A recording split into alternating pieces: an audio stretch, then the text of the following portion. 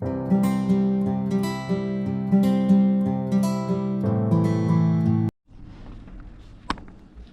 morning, guys. Nandito pa yung mga bata pero nasa labas sila. Tapos na kami. I-prepare ko na sila. Nagliligpit ako ng pinggan ng mga ano ko kagabi. It's here. Okay. Mga tulong pinggan. You say goodbye to daddy? Say bye-bye. Can you help him? It's not that heavy. It's not that heavy. I don't have that much books. No, you did not wear your jacket, Chayuna. It's cold. It's fresh. It is fresh. Fresh down ako. Not plain. Ayaw magpa-jacket. Morning sunshine. It's nice to pink over there. Yeah, tapos ko na doon. Yun ang ginawa ko kagabi. Kagabi, kahapon. Ayan, hindi ko pa nilinis. Oh, daming lupa. Ito siguro guys, tanggalin ko kasi masyadong malaki yung ano, yung basbaso. Lagyan ko ng ibang halaman na lalaki siya.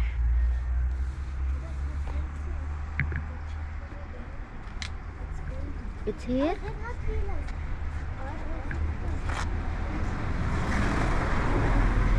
Ayan. Anyway, yung rose kahapon, naipasok ko na siya sa malaking balde. Bakit? Ayan, oh. Kita nyo na yung rose. Ayan, nilagyan ko ng mga cartoon. Na-decompose yan. Ayan, yung rose. Dalawa. Ayusin ko mamaya ito. Tapos doon. I-try ko kung ano yung maitanim-tanim ba. Lamig guys. Ito, rose din. Pero, ewan ko kung tutubo. Meron kasing nakatanim eh. Yan dito ng mga bas.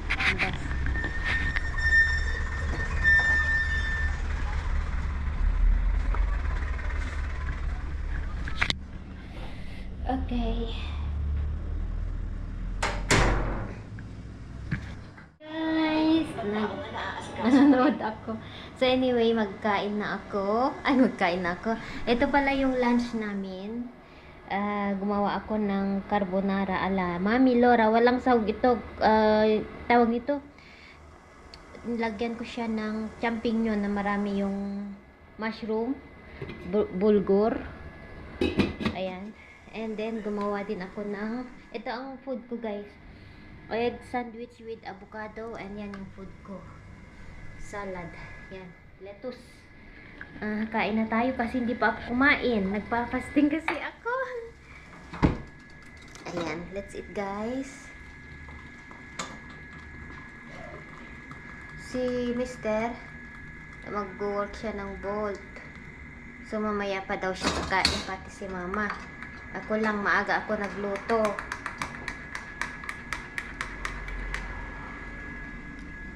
Mad ako guys, 1 day a meal. Tama ba yun? 1 meal a day.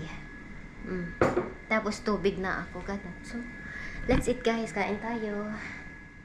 Hello. Mag-ingay ako dito. Kanina pa ako nagtatanim guys. So, tawag nito, tinatanim ko ito yung potos ba ito? Ayan, na nasa tubig. Ilagay ko kasi ito sa loob and ipalupa ko na siya kasi nabubulok na yung roots niya. Almost 1.5 year na ito, ganito pa rin, hindi lumalago. So, iripat ko. Kanina pa ako nagtatanim dito guys. Pakita ko din pala, natapos ko na dun sa balkon. Mamaya ipakita ko. Pagtapos ko na, nalagay ko na yung mga bulaklak. Ito na yung rose na-iripat ko na din. Dalawa yan. Ito yung galing sa bundok. Ito yung kay Sis Maricel. White ito. Ito red.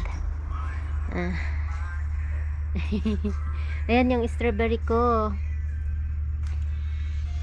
Okay, magtanim tayo guys. Over my life habang nagkikinig ako ng music. Tignan niyo oh. Dahil bulok na yung tubig niya. Ay, yung root.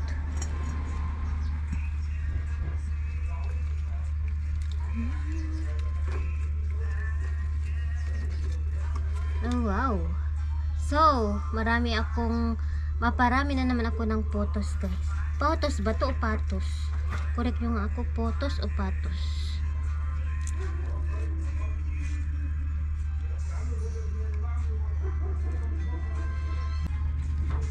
Kasi 1.5 years na ito, hindi lumalago ganun. Maganda rin ang sa water ba. Eto guys, yung photos ko na nakuha ko lang ito sa daan until na parami ko siya.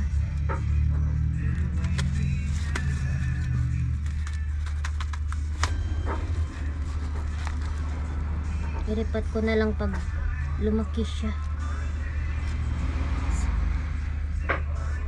Yung jade plant ko, natutuwa ako. Madali lang ako magpatubo ng jade plant.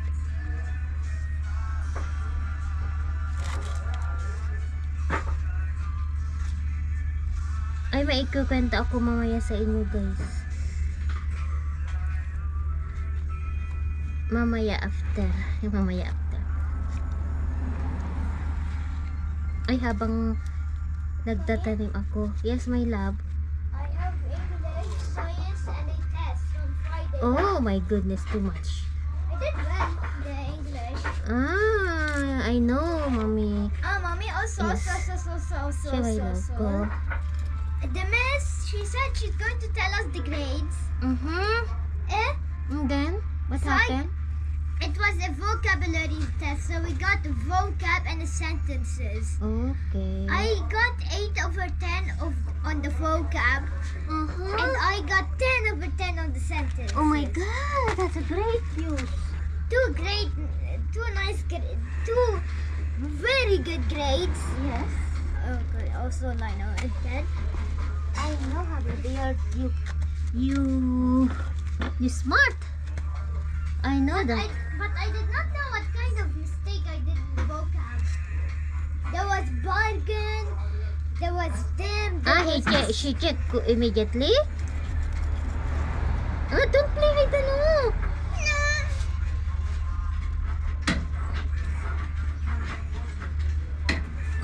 Be careful. Wow, nice now. Dalawa na.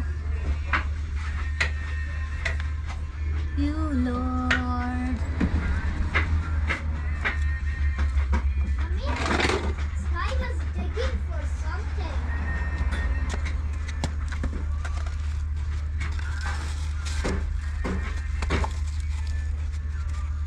Alam niyo guys, hindi sa pag-aan si Kian. Napaka-smart boy niya. Gusto ko lang i-share. Oo, kasi yung picture niya noon, nakausap ko sa English at saka lahat math, Arabic. Tita's sleeping. Yeah. Madali lang magpatubo ng ganito. Lagay lang sa tubig. And wala. Pero hindi sila lalago guys. Ano lang sila. Mag-root lang. Maraming root. Put here. Janita sa sleeping. Put here. Natutulog pala si mama. No, there. Next to that lang.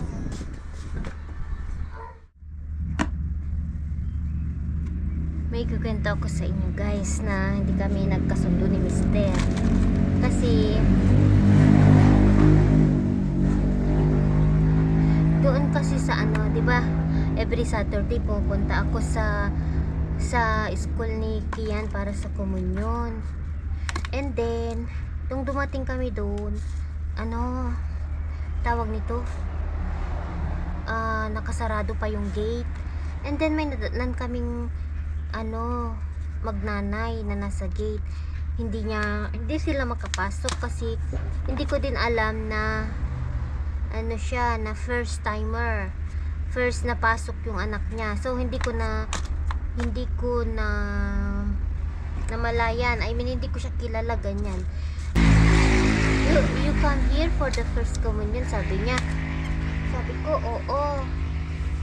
Tapos sabi niya, me too. Sabi niya, hindi kasi ma-open itong gate. Kanina pa kami dito. Sabi niya, kasi darati ay dapat 2:30. Nasa ano na yung mga bata. So, quarter to 2 na pumunta na ako. And then, nadatnan ko siya. So, maaga daw sila pumunta. And then, so yun.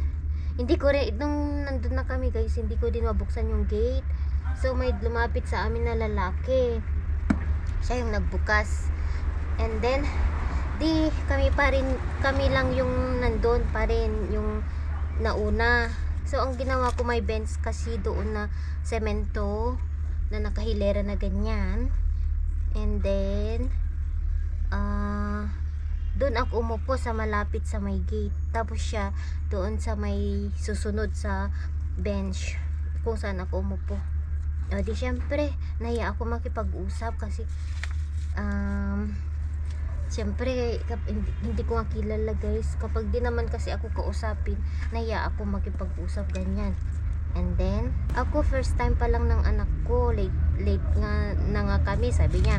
Pero marunong siya sa mag-English. Kasi akala ko, ano siya, foreigner. Kasi fluent siya sa English. And then, hindi mo makilala na Lebanese siya.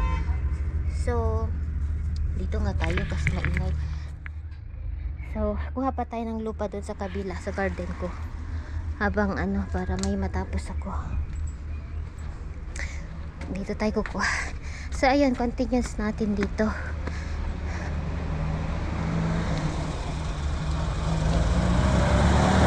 Sensya kung putol-putol ang pagkanto ko. Kunin ko yung dito guys, yung mga bottles na tinamnam ko noon. Gagamitin ko. So, ayun na nga. Ano na yung susunod? So, tinanong niya kung first timer kami. Ganyan, hindi. Matagal na. Pang 1-4. Ano na ito? For na Sabado. 1 month na sila. Ako.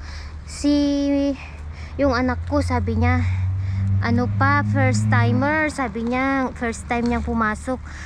Okay. Tapos tinanong niya kung Pilipina ako. Sabi ko, oo.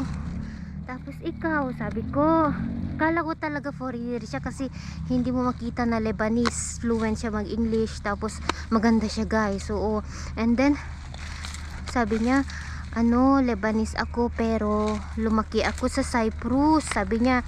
And yung yung magulang ko, yung nanay niya is Lebanese, yung tatay niya is half siya sa Italian, at tumira sila, yung family roots nila is sa Georgia. And then, okay, sabi niya, pero Lebanese ako, may blood ako na Lebanese. Akala ko, hindi ka Lebanese kasi na-fluent ka sa English, and maganda kasi siya guys, sobra. Matangos yung mata, ay yung ilong, hindi mo talaga akalain na Lebanese siya. Maganda naman ang mga Lebanese, kaya lang siya, maganda siya na matangkad, parang model. And then, nag-uusap na kami. Tinanong niya kung asawa ko ay Lebanese, ganyan, oo. So, yun. And then, lumapit na sa akin. Sabi niya, alam mo, wala akong kaibigan na dito na Lebanese. Sabi niya, bakit? Ayaw niya daw makipagkaibigan, nahihiya daw. Bakit ka nahihiya? Sabi niya, I'm shy person. Sabi niya, mahihain talaga ako.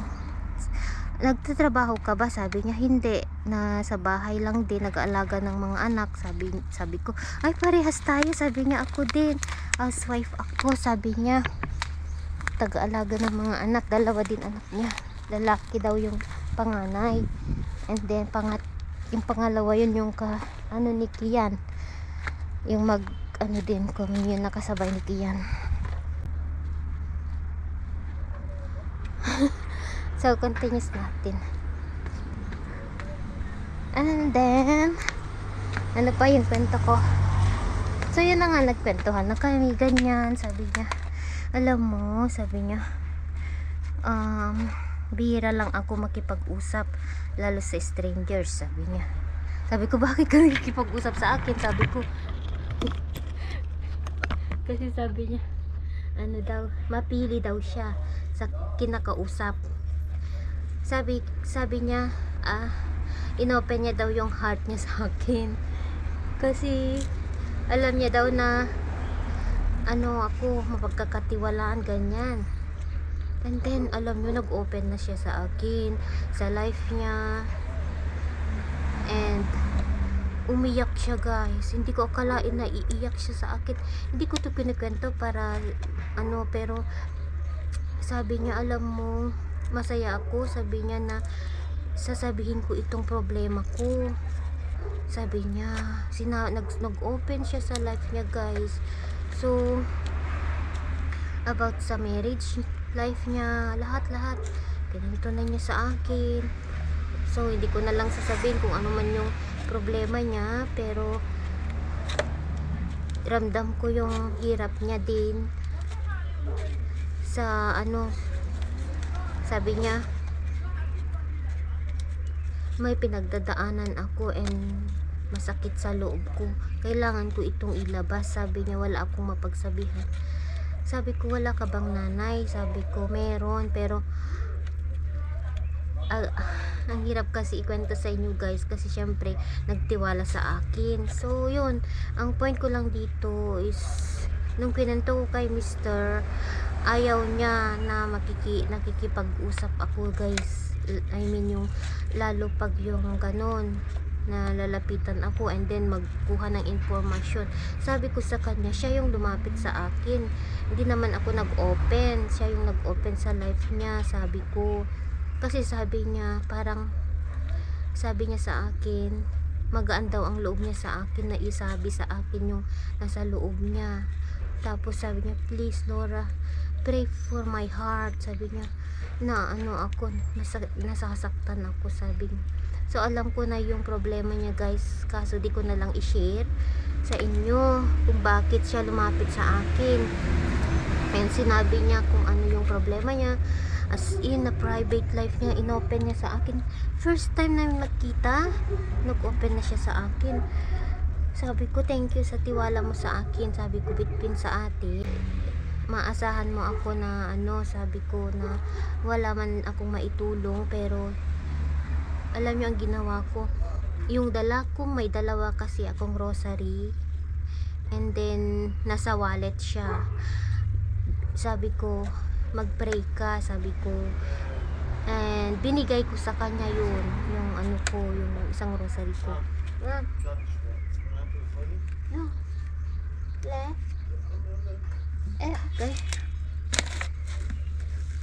And then, yun yung binigay ko. Sabi ko, alam mo sis, sabi ko, ito lang ang pwede mong pagsabihan. Sabi ko, ng problema ko, usapin mo siya.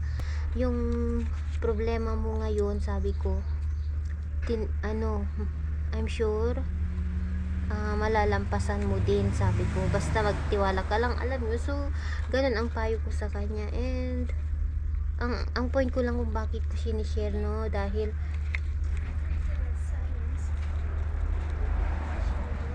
okay. Just reading. Okay. Much. So, ang ano ko lang dito, guys, ayaw ni Mr. Sabi niya, next time, pag may lumapit sa'yo, against siya, guys. Wag ko daw kuusapin. Sabi ko, wag naman, kasi ano ba? So, nagsagutan kami. Sabi ko, wag kang mag-judge, kasi ang kinatatakutan ni Mr. Ang kinakatakutan kasi ni Mr. Giz, marami daw kasing mga agent sa kabila. Alam niyo yung sa kalaban, baka kumukuha daw sila ng informasyon, ganyan. And then, alam niyo yun ang kinatatakutan niya. Sabi ko, paano siya magiging ano, yung anak niya magkomunyon siya, sabi ko. And alam ko naman na kasi umiyak siya, guys, sa akin. Alam niyo, so sabi ni Mr. next time, layuan mo yung mga taong lumalapit sa'yo. Hindi naman tama, guys. Okay.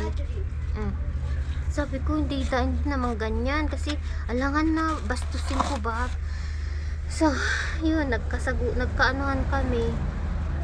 So, I'm sure, magkikita na naman kami. Kasi, kinuha nga niya yung number ko, guys. Di binigay ko naman.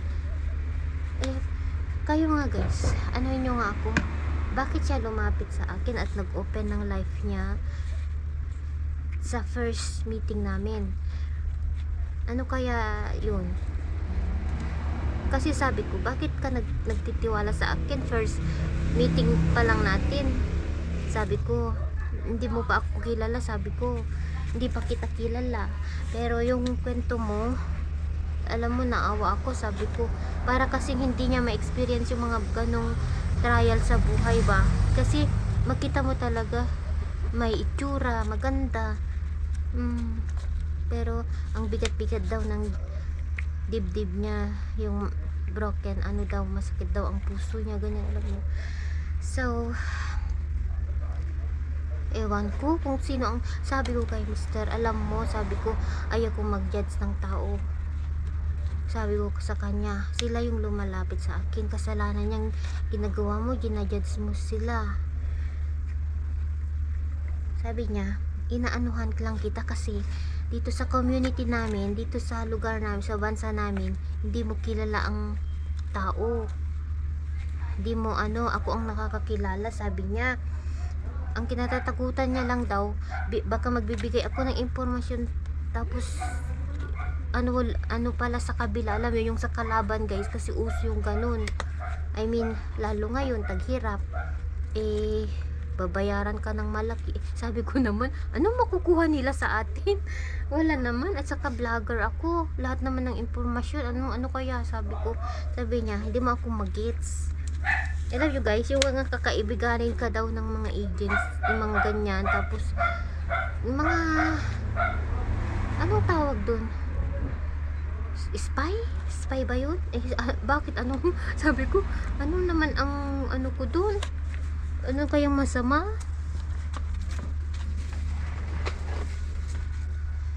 So, pinagsabihan ako ni Mr. Ewan ko kung ano, napakabastos ko naman kung gagawin ko yun. Lalapit sila sa akin. Saka, may anak siya guys. Alangan naman na gagawa ng masama ba. So, until naging kaibigan na kami guys. Ngayon, ayaw ni Mr. na ganon. Ewan ko, ang gagawin ko. Sabi niya, it's up to you. Listen to me. Sabi ni Mr. guys. Siya yung lumapit sa akin ng tao. Nanghihingi ng tulong at prayers. Ipag-pray ko daw siya na sana malampasan niya ang Sabi ko, yun, binigay ko yung rosary ko sa kanya na isa. Ayun, yun lang yung ikwento ko guys. Na ayaw ni Mr. na ako makipag-usap ba. Ngayon lang naman ako na may freedom ba, yung ramdam ko yung saya ba, yung alam nyo, kasi nagagawa ko yung gusto ko, nakakalabas ako. Ngayon pagbawalan na ako bigla ni Mr. Anyway, yun lang yung ikwento ko sa inyo. Naguguluhan ako, paano kung magkita kami, alangan na hindi ko kausapin. Napakabastos ko naman pag ganun guys. Yan, nakatanim na ako. Ito na siya. Ay! Ayan Kita nyo ba guys? Ayan. Ito na yung isang ganyan. So, ang gagawin ko, ilagay ko dito Kasi yung dalawa guys, ilalagay ko sa loob. Ito Pakita ko sa inyo. Ganyan siya